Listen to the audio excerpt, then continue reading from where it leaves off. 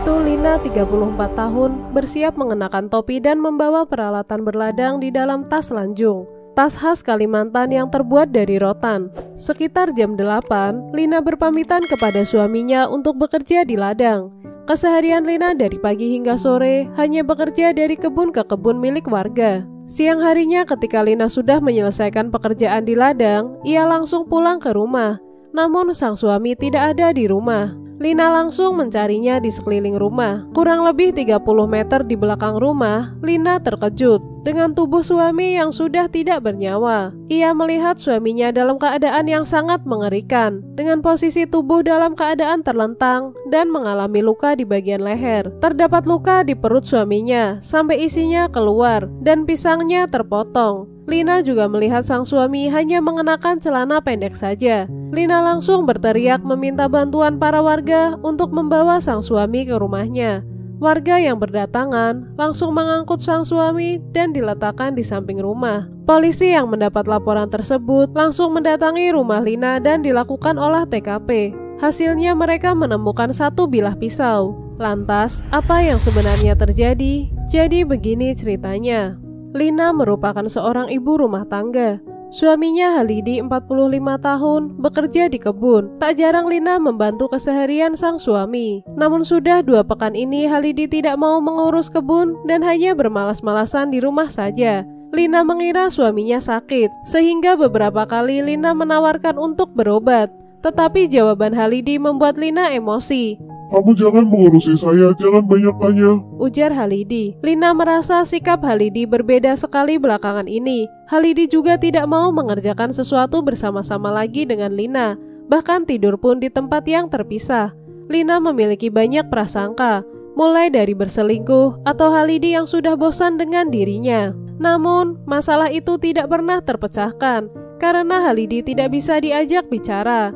Selama itu pula, Lina tak pernah tahu masalah sebenarnya atau apa yang salah dalam hubungan mereka. Pada Minggu 23 Februari 2020, Lina hendak membahas masalah rumah tangga mereka. Saat itu hanya Lina dan Halidi di rumah, di Desa Jeruju, Desa Pasanan, Kalimantan Tengah. Sedangkan ketiga anak mereka sedang pergi keluar. Lina yang sedang duduk di kamar, kemudian menghampiri Halidi. Ia mencoba untuk berkomunikasi. Namun, Halidi tidak menghiraukan keberadaan Lina. Lina mengajak Halidi untuk berladang. Ia memanggil Halidi sebanyak 5 kali, namun tidak digubris. Halidi justru asik berbaring saja di lantai. Sikap Halidi membuat Lina kehilangan kesabaran dan sakit hati. Lina yakin saat itu suaminya sebenarnya tidak tidur, tetapi hanya bermalas-malasan. Ia panggil lagi nama lengkap suaminya. Bagi Lina, jika sampai ia memanggil nama lengkap, berarti emosinya sudah memuncak.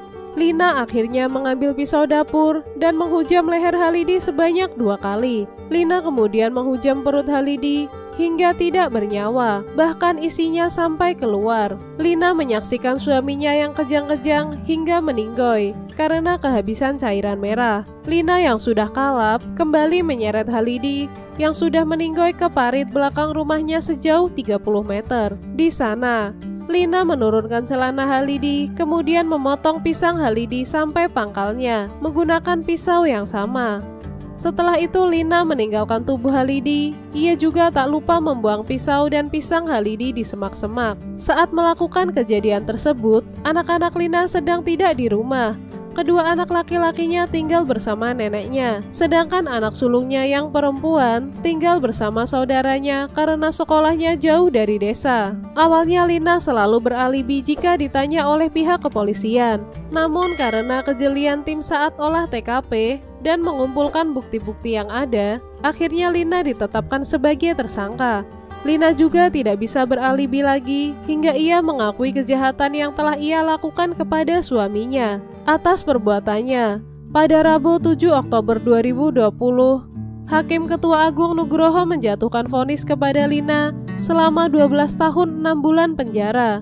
Hukuman yang dijatuhkan kepada Lina lebih ringan dari tuntutan jaksa penuntut, berupa pidana penjara selama 15 tahun penjara, dan kasus pun berakhir. Oke kawan Via, itu tadi kasus Lina, seorang ibu rumah tangga yang tega menghabisi nyawa suaminya sendiri lantaran suaminya tidak bisa diajak berkomunikasi dan tak menafkahi secara lahir dan batin. Dari kasus ini, kita dapat mengambil pelajaran bahwa janganlah sekali-kali tidak memperhatikan seorang wanita, karena pada dasarnya wanita hanya ingin dikasihi dan dimanja. Jangan sampai membuat wanita menahan emosinya sendiri dan berakibat fatal seperti kisah yang tadi. Dan selalu pentingkan masalah komunikasi. Sekian video dari saya. Kalau kalian suka video ini, jangan lupa like, komen, dan subscribe. Terima kasih kawan-kawan yang sudah menonton sampai akhir video. Semoga harimu menyenangkan dan sampai jumpa di kasus berikutnya.